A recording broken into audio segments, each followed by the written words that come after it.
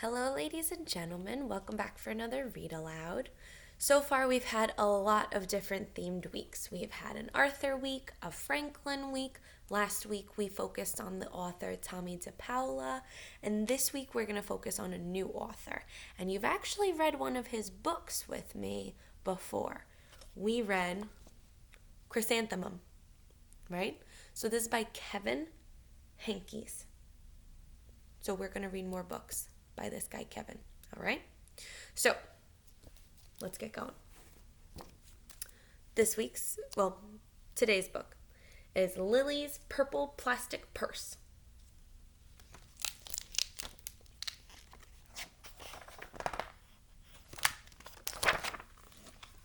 Lilly loved school. She loved the pointy pencils. She loved the squeaky chalk. She loved the way her boots went clickety-click down the long, shiny hallways. Lilly loved the privacy of her very own desk. She loved the fish sticks and chocolate milk every Friday in the lunchroom. And most of all, she loved her teacher, Mr. Slinger. Mr. Slinger was a sharp tack. He wore artistic shirts. He wore glasses on a chain around his neck, and he wore a different colored tie for each day of the week. "Wow," said Lilly. That was just about all she could say. Wow.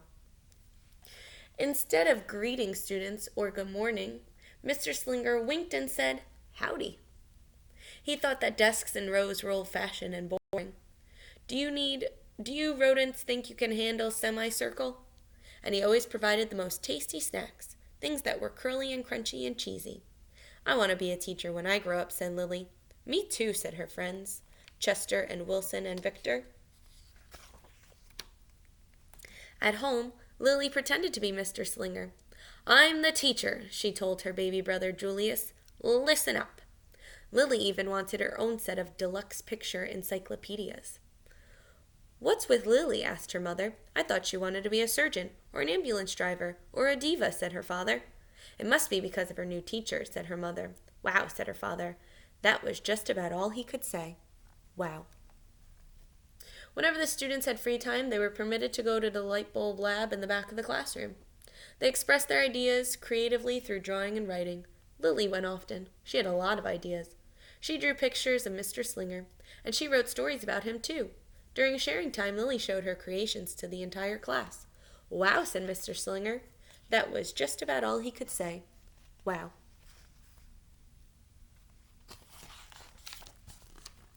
When Mr. Slinger had bus duty, Lilly stood in line even though she didn't ride the bus. Lilly raised her hand more than anyone in the class, even if she didn't know the answer. She volunteered to stay after school to clap erasers. "I want to be a teacher when I grow up," said Lilly. "Excellent choice," said Mr. Slinger. One Monday morning, Lilly came to school especially happy.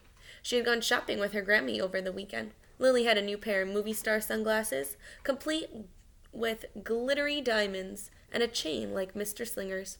She had 3 shiny quarters, and best of all, she had a brand new purple plastic purse that played a tune when it opened. Ooh, it's exciting. Lilly wanted to show everyone. "Not now," said Mr. Slinger. "Listen to our story." Lilly had a hard time listening. Lilly really wanted to show everyone. "Not now," said Mr. Slinger. "Let's be considerate of our classmates." Lilly had a hard time being considerate. Lilly really, really wanted to show everyone. "Not now," said Mr. Slinger. "Wait until recess or sharing time." But Lilly could not wait. The glasses were so glittery, the quarters were so shiny, and the purse played such nice music, not to mention how excellent it was for storing school supplies. "Look!" Lilly whispered fiercely. "Look, everyone! Look what I've got!"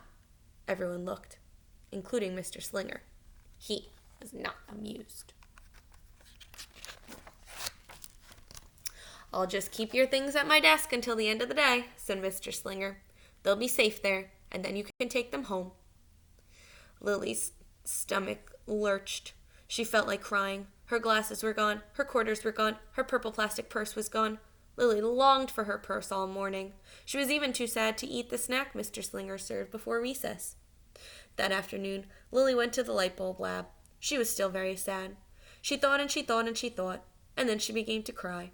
She thought and she thought and she thought some more, And then she became furious. She thought and she thought and she thought a bit longer, and then she drew a picture of Mr. Slinger. If she's feeling furious, do you think it's going to be a nice picture? Give me a thumbs up or a thumbs down. I don't think so either. Let's see. Big, fat, mean Mr. Stealing teacher. Claus, bad, thief, wanted by the FBI. P.S. I do not want to be a teacher when I grow up. Right before the last bell rang, Lilly sneaked the drawing into Mr. Slinger's book bag. When all the students were buzzed and zipped and snapped and tied and ready to go home, Mr. Slinger strolled over to Lilly and gave her a purple plastic purse back. It's a beautiful purse, said Mr. Slinger. Your quarters are nice and jingly, and those glasses are absolutely fabulous.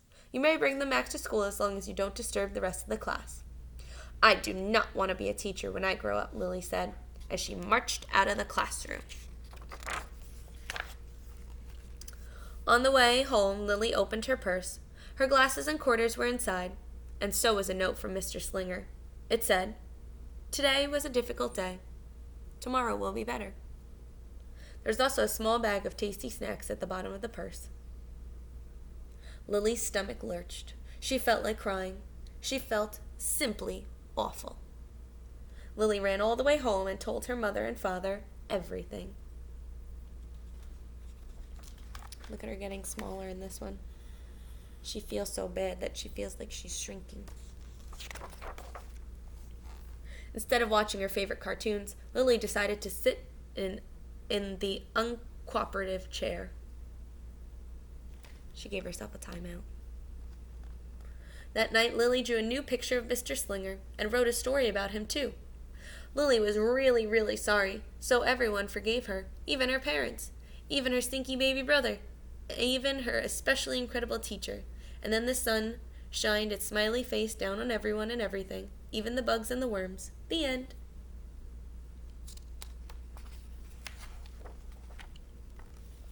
Lily's mother wrote a note, and Lily's father baked some tasty snacks for Lilly to take to school the next day.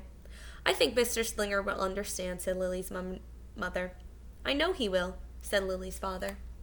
The next morning, Lilly got to school early. These are for you, Lilly said to Mr. Slinger, because I'm really, really, really, really, really, really, really, really, really, really, really, really, really sorry.